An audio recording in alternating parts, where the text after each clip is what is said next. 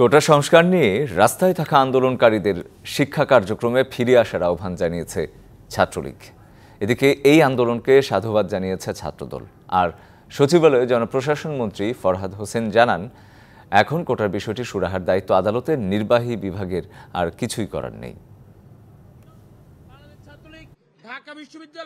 বৃহস্পতিবার দুপুরে শিক্ষা প্রতিষ্ঠানের একাডেমিক পরিবেশ অব্যাহত রাখা, জনদুর্ভোগ তৈরি না করে ক্লাস পরীক্ষায় ফিরে আসা এবং কোটা ইস্যুর যৌক্তিক ও ইতিবাচক সমাধানের দাবিতে ঢাকা বিশ্ববিদ্যালয়ের মধুর ক্যান্টিনে সংবাদ সম্মেলন করে ছাত্রলীগ। জনদুর্ভোগ তৈরি না করে ক্লাস পরীক্ষায় ফিরে আসা, কোটার যৌক্তিক অন্তর্ভুক্তিমূলক টেকসই সমাধানের পক্ষে ছাত্রলীগ। জানিয়ে বলা হয়, তবে কোনো অপ্রীতিকর পরিস্থিতি যাতে সৃষ্টি না হয় সেজন্য সজাগ আছে সংগঠনটি।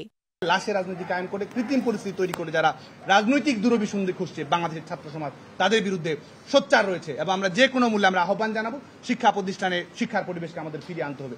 আমরা ক্লাস করব, লেখাপড়া করব, লাইব্রেরিতে সময় দিব। নগদের কাছে সব গ্রাহকই প্রিয়, তাই তো সারা দেশে ক্যাশ আউট চার্জ সবচেয়ে কম। প্রস্তুতি নিব এবং একই সঙ্গে আমাদের যৌক্তিক কোনো কথাবার্তা থাকলে যৌক্তিক উপায়ে সেটি আমরা সংশ্লিষ্ট সকল মহলের কাছে আমরা তুলে ধরবো। এদিকে দুপুরে রাজধানীর নয়াপল্টনে বিএনপির কার্যালয়ে সংবাদ সম্মেলন করে ছাত্রদল জানায়, আন্দোলনে ছাত্রদল যেন সক্রিয়ভাবে অংশ না নেয় সেজন্য অনেক নেতাকে আটক ও গুম করা হচ্ছে। আন্দোলন চলছে, সেখানে ছাত্রদলকে ভয়ভীতি দেখানো এই বিষয়টি থাকতে পারে। ছাত্রদল বিগত 15টি বছর ধরেই এই গুম খুন নির্যাতনকে সহ্য করেই রাজপথে বারবার নির্যাতিত এবং রক্ত দিয়েই কিন্তু রাজপথে টিকে রয়েছে। এছাড়াও সচিবালয়ে সাংবাদিকদের মুখোমুখি হন জনপ্রশাসন মন্ত্রী। জানান, বিষয়টি এখন আদালতে।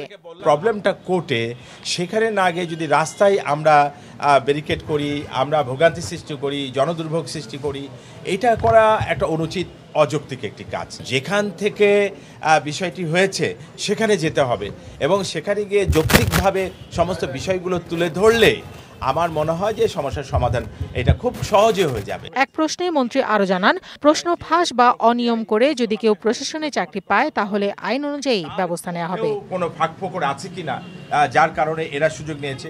কোহিরিন ফারহানাজ, ডিবিসি নিউজ ডেস্ক।